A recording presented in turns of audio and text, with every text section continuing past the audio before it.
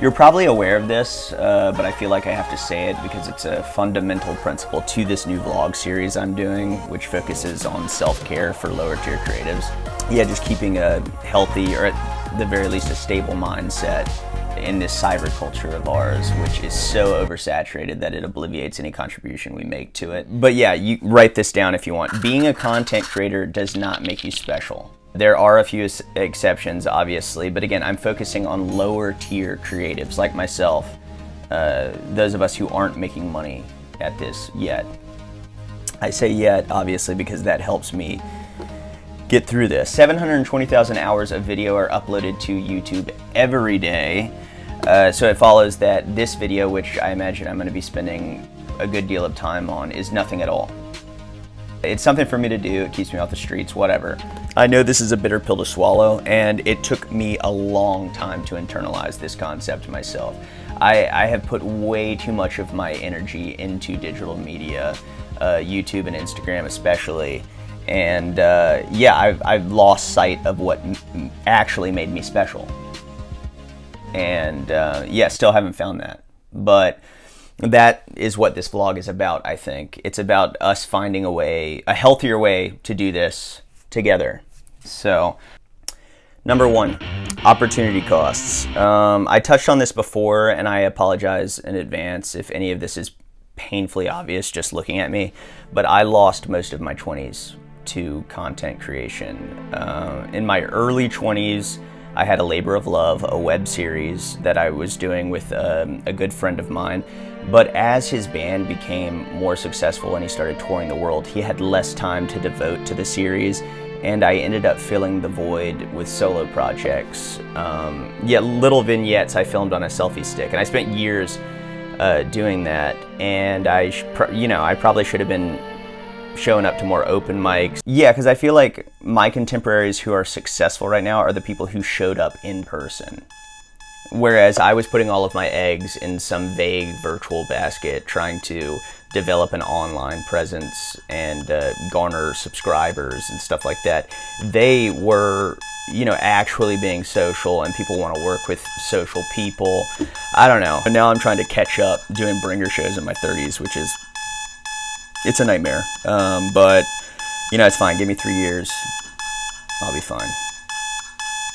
Give me 3 years. We'll be fine. Sorry, my girlfriend's in the next room. That was her biological clock. Doing stand-up, doing more stand-up these days. I feel like it's just a better skill to have if there's some post-apocalypse scenario or something, if the grid goes down, because you're probably not gonna have a charge on your phone very long. You're not gonna be able to show marauders how many views you have on your vlog. It's better to have, you know, stand-up chops so that they want to keep you alive for entertainment. You gotta be smart, people. But yeah, if you're watching this video, maybe you have a passion for creating content and you want to rationalize your way past all these dreary concepts. I don't blame you, and I got you. Yeah, I mean, I think obviously there's a silver lining here. I think through all these years of creating content, I found a voice. And that's not to say that I wouldn't have otherwise. I think I would have, but you know, what would that voice sound like in that alternate timeline where I plugged myself more into a scene? I don't know, obviously,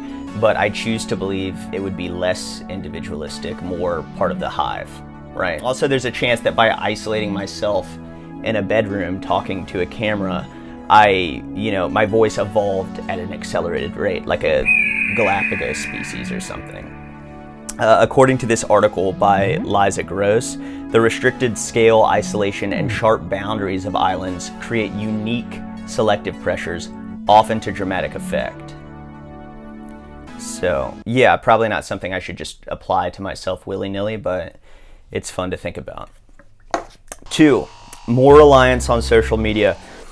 Obviously, if you're spending time creating content, you want it to be seen and appreciated. So you're going to post it on social media. You're going to spend more time on social media gauging how it's received.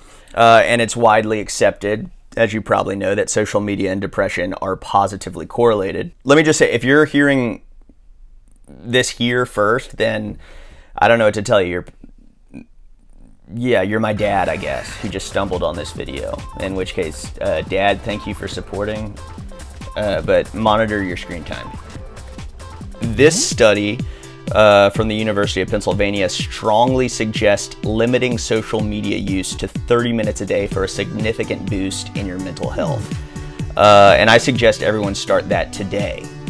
Start the clock immediately after this video, after you're done with this video. Watch the whole thing. But yeah, I know it's not easy. I'm on social media all the time. Less so Facebook. I'm not really that into Facebook. Not so much because of the Cambridge Analytica thing, but I don't like people looking for recommendations, stuff like that. Here's a clip from my Bringer show on Saturday.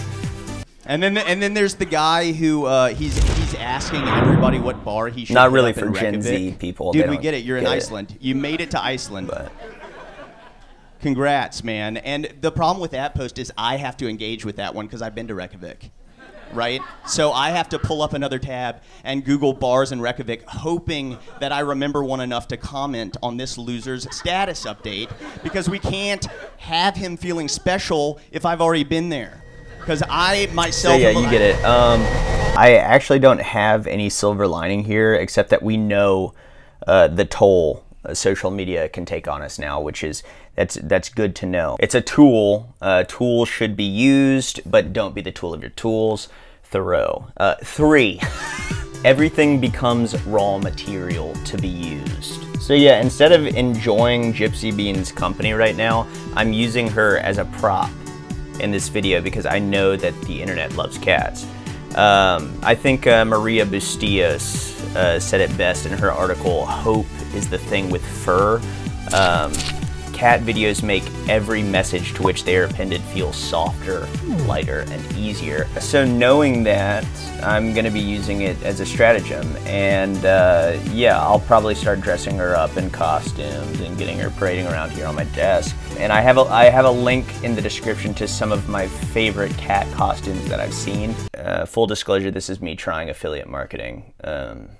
Yeah, apparently if you click the link in the description, I get a cut. All of this puts a weird taste in my mouth, but such is the game. Ever wonder why all these YouTubers give stuff away all the time? Why they're just handing out phones and computers? Other than, you know, to incentivize people to engage with their channel and to peacock how much passive income they're making. I think it's because they're guilty. They feel bad. I think they're guilty of converting your time into cash.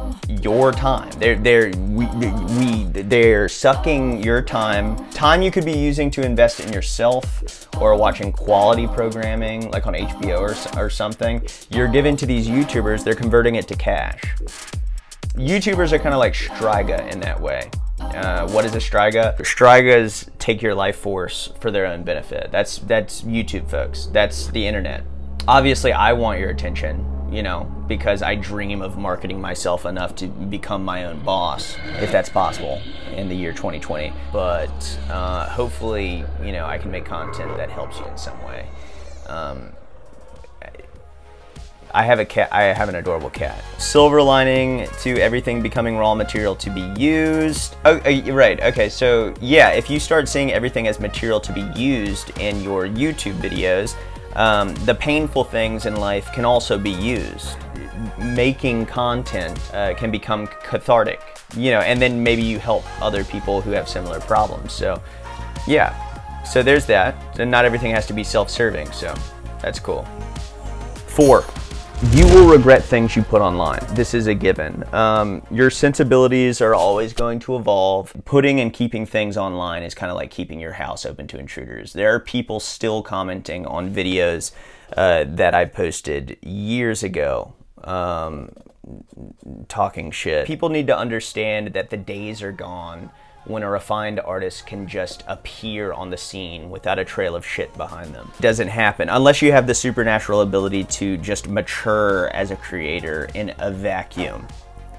But see, I will regret that. I'll regret using vacuum clip art here because it just appeals to the lowest common denominator. It's a wink wink to the people who know the different meanings of the word vacuum. It's not, I'm not a fan. I don't like that. I don't like that I did that. The silver lining to this item, I would say, is the more garbage you put out, the thicker your skin, the more connected you are to the human experience, which is very messy. Yeah, when I over curate my content, that's an insecurity. But when I just throw things out there that feel right in the moment, that is experimentation. That's self-growth. Or maybe I'm just, pulling all this out of my ass and I just post more stuff to dilute the shit I've already made public. But if that's the case, that's kind of a silver lining too, because it's keeping me prolific. 5, your sleep will suffer.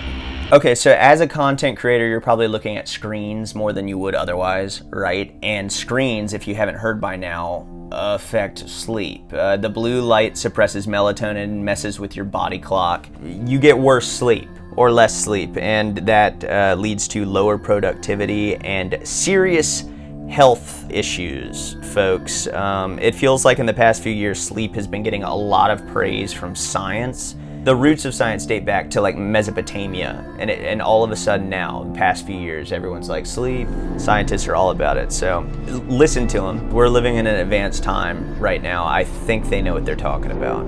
So yeah, just scroll down this health line list. Poor sleep can make you fat. Good sleepers tend to eat fewer calories. Good sleep can improve concentration and productivity.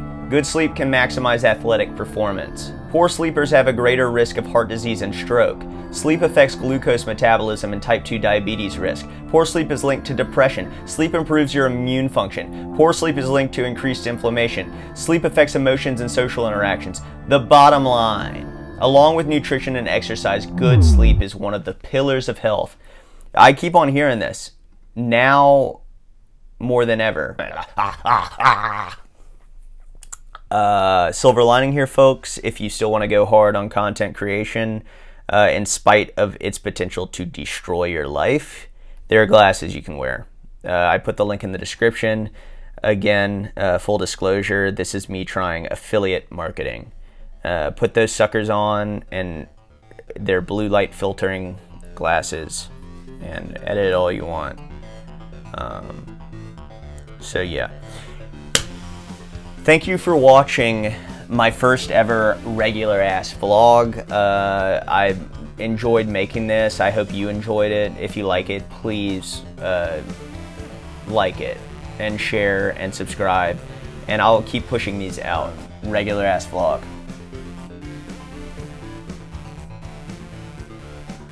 Cool. What?